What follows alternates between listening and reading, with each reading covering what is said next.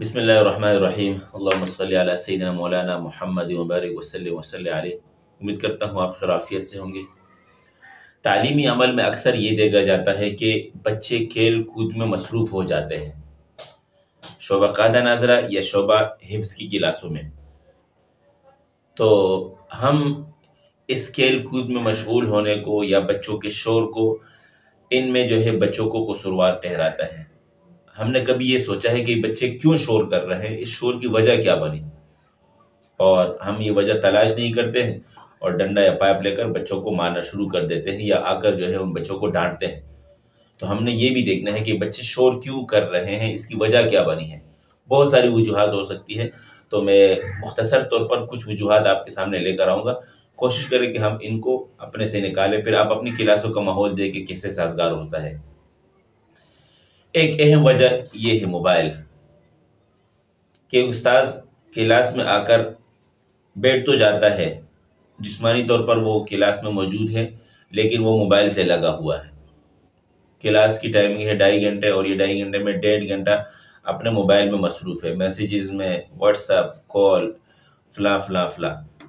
تو اس چیز سے ہم نے دور رہنا ہے۔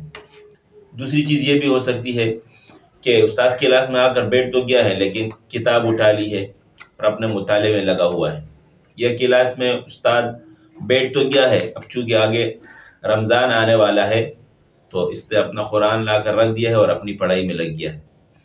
آپ اس کو منع کرتے ہیں کہ بھائی صاحب آپ قرآن ابھی نہ پڑھے۔ بھائی آپ مجھے قرآن سے منع کرتے ہیں، کیوں قرآن سے منع کرتے ہیں؟ میں قرآن پڑھ رہا ہوں۔ میرے بھائی آپ کو یہاں پر قرآن پڑھنے کے لیے نہیں، قرآن پڑھانے کے لیے بٹھایا ہے۔ آپ قرآن پڑھیں، آپ کو قرآن سے کوئی منع نہیں کرے گا۔ یا اس کے علاوہ قرآن سے ہٹ کر کسی اور کتاب کا مطالعہ ہم کرنے لگ جاتے ہیں۔ ساتھ ساتھ یہ بھی کہ ہم کلاس میں آ کر بیٹھ تو جاتے ہیں، لیکن یہ ہے کہ کلاس میں بیٹھنے کے بعد ہم جسمانی طور پر ہیں، لیکن ذہنی طور پر ہم یہاں موجود نہیں ہیں، ہماری توجہ کہیں اور گھوم رہی ہے، دوسری تیسرے کاموں میں ہم مگن ہیں اور وہاں سوچ رہے ہیں۔ یہ ہے کہ کلاس میں ہماری حاضری تو ہوتی ہے، لیکن کلاس کا جو ہمارا اکثر ٹائم ہے وہ ہمارا باہر گزر جاتا ہے، اور پیچھے بچے اپنے کھیل کود میں اور مستیوں میں لگے رہتے ہیں۔ تو بہت ساری وجوہات ہو سکتی ہیں۔ تو ان تمام وجوہات کو ہم ایک طرف کر دیں اور ہر بچے کی طرف ہماری توجہ ہو، ہر بچے پر ہماری نظر ہو، ہر بچے سے متعلق ہماری فکر ہو کہ فلاں بچہ کس طریقے سے پڑھے، اس پر کس طریقے سے محنت کی جائے کہ یہ بچہ آگے بڑھے اور اس کا مستقبل بنے۔